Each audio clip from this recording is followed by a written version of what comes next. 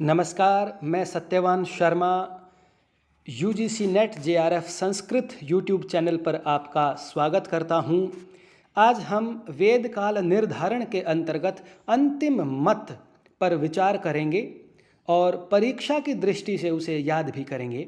अंतिम जो मत है वो भारतीय परंपरावादी विचार है। इसके अनुसार वेद नित्य हैं। सृष्टि के आरंभ से ही ईश्वर ने वेदों को प्रकट किया था, इसीलिए वेद अपौरुषेय कहे जाते हैं। देखिए, भारतीय परंपरागत विचार के अनुसार हमारा जो परंपरावादी दृष्टिकोण है वो वैदिक सनातनी संस्कृति पर आधारित है।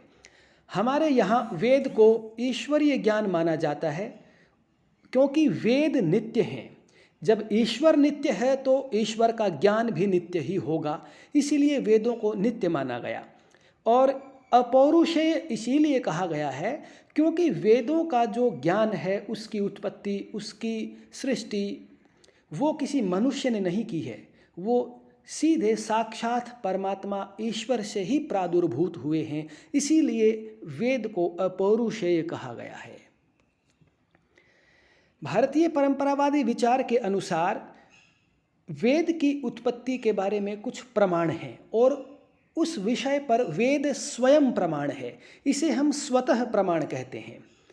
ऋग्वेद का पुरुष सूक्त स्वतः प्रमाण है यहाँ पर, और उस सूक्त का मंत्र है तस्मात् यज्ञात् सर्वहुतः ऋचः सामान्य जज्ञिरे।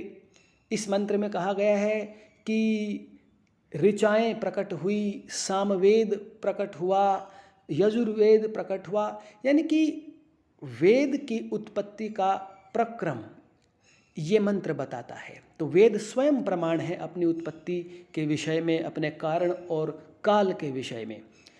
ऋग्वेद स्वयं ही वेदों की उत्पत्ति बता रहा है। यहाँ पर एक विचार और भी है। ऋग्वेद का ही एक सूक्त है नासदीय सूक्त, जो कि सृष्टि की भी उत्पत्ति बताता है। इसका तात्पर्य है कि वेद सृष्टि की उत्पत्ति से पहले भी थे।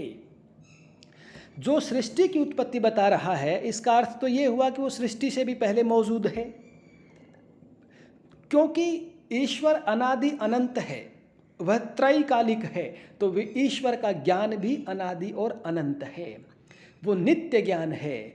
कल्प के प्रारंभ में जब नई सृष्टि की उत्पत्ति होती है तो सबसे पहले जो पवित्रतम आत्माएं होती हैं उनका अवतरण होता है। और ऐसा हमारे यहाँ कहा भी गया है कि सबसे पहले सृष्टि के प्रारंभ में जो 4 ऋषि हुए, अग्नि, वायु, आदित्य, अंगिरा, उन चारों ऋषियों को, क्योंकि वो सबसे उत्तम पवित्रतम आत्माएं थी, तो योग और समाधि की अवस्था में ईश्वर ने चारों वेदों का ज्ञान उनके घट में, उनके हृदय में, उनके चित्त में, मन में, मस्तिष्क में प्रकट कर दिया।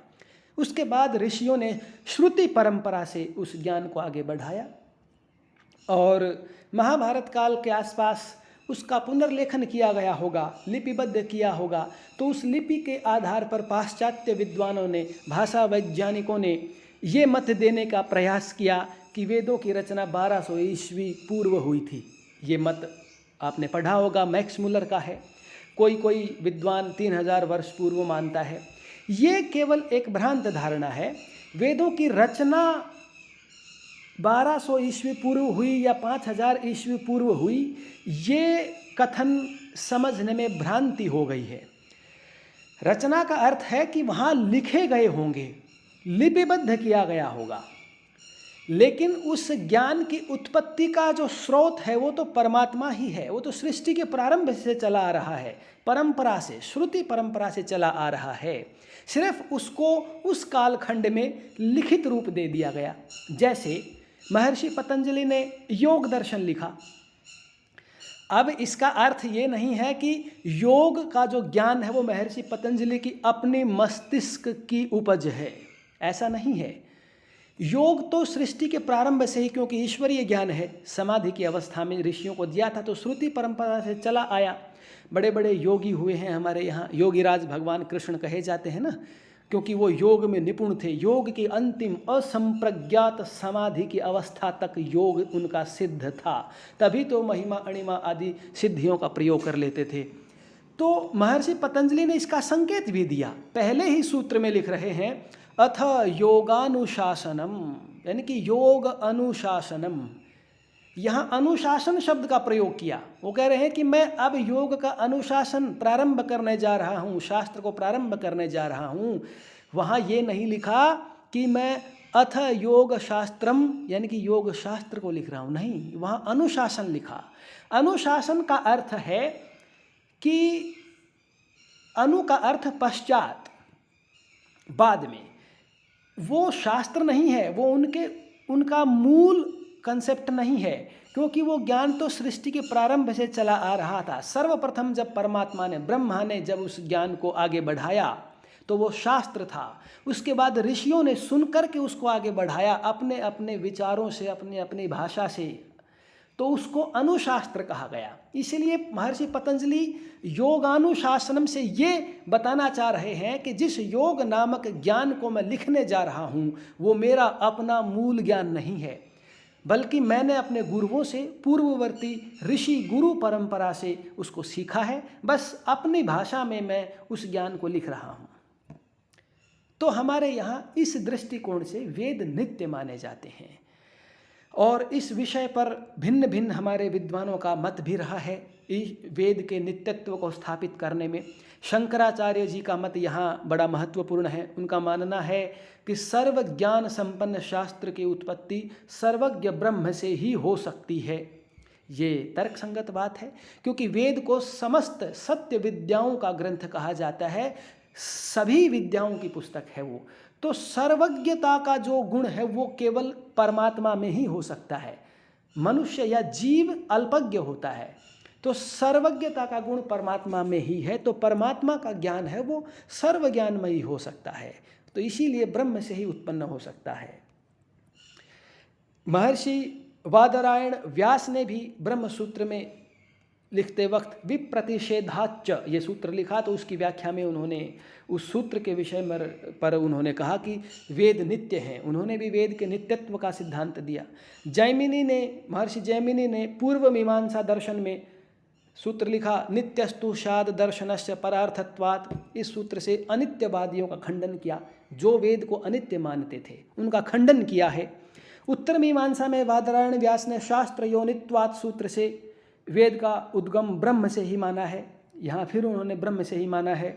नैयायिक जो हुए हैं उनका भी कथन है कि सृष्टि के आरंभ में ही ईश्वर से वेद उत्पन्न हुए। वो कहते हैं कि अनादि निधना नित्या वागुत्सृष्टा स्वयं भुवा आदौ वेदमति दिव्या यतः सर्वा प्रवृत्तयः। यानी कि वेद अनादि हैं और अनिधन है। अनादि का मतलब जिसका प्रारंभ पता नहीं चलता, और अनिधना का मतलब है जिसका अंत भी नहीं पता है। और ये दोनों गुण केवल और केवल इस पूरे सृष्टि में ईश्वर के हैं। ईश्वर के विषय में ही कहा जाता है कि अनादि है और अनंत है। जो अनादि होगा वही अनंत हो सकता है। तो ईश्वर का कारण नहीं पता, क्योंकि वो समस्त कारणों का मूल कारण है, तो उसका कारण कोई नहीं हो सकता, अन्यथा अनावस्था दोष उत्पन्न हो जाएगा। इसलिए ईश्वर का ज्ञान भी अनादि और अनंत है। जब ईश्वर नित्य है तो ज्ञान भी उसका नित्य ही होगा। ये जो पाश्चात्य विद्वानों ने अपने मत दिए हैं, जैसे कुछ पश्चिम देश के जो वैज्ञानिक हुए उन्होंने कहा कि मनुष्य की उत्पत्ति बंदर से हुई है। ये बड़ा हास्यास्पद लगता है। कितनी हंसी की बात है कि मनुष्य बंदर से मनुष्य बन गया। अरे भाई, बंदर तो आज भी हैं, आज क्यों नहीं बंदर से मनुष्य बना वो? क्योंकि ईसाई मत में, पाश्चात्य धर्म के मत में, उनके वहाँ तो कालगणना ही नहीं थी। इसलिए उन्होंने सारे इतिहास को पिछले 2000 वर्षों के अंदर समेटने का प्रयास किया और कहते हैं कि ये आदि मानव आया। हमारे यहाँ महाभारत में भी रजवाड़े थे, राजा लोग थे, क्षत्रियों ने राज किया है संसार पर, आर्यावर्त का तो डंका बजता था। तो अचानक से मनुष्य प्रकट हो गए क्या? नहीं, उससे पहले भी मनुष्य थे, सृष्टि चली आ रही। इसीलिए सृष्टि भी अनादि और अनंत है, उसका प्रवाह से वो अनादि कही जाती है। ऐसा थोड़ी है कि अचानक से ही राजा महाभारत काल के पैदा हो गए और राज करने लग गए। ये बड़ी हंसी के मत हैं, इन पर कोई इनका तर्क संगत समाधान नहीं है। इसलिए हमारे यहाँ ईश्वर को अनादि अनंत माना जाता है, उसकी सृष्टि भी अनादि और अनंत प्रवाह से है, उसका ज्ञान भी अनादि अनंत और नित्य है। वीडियो देखने के लिए आपका बहुत बहुत धन्यवाद। Thank you.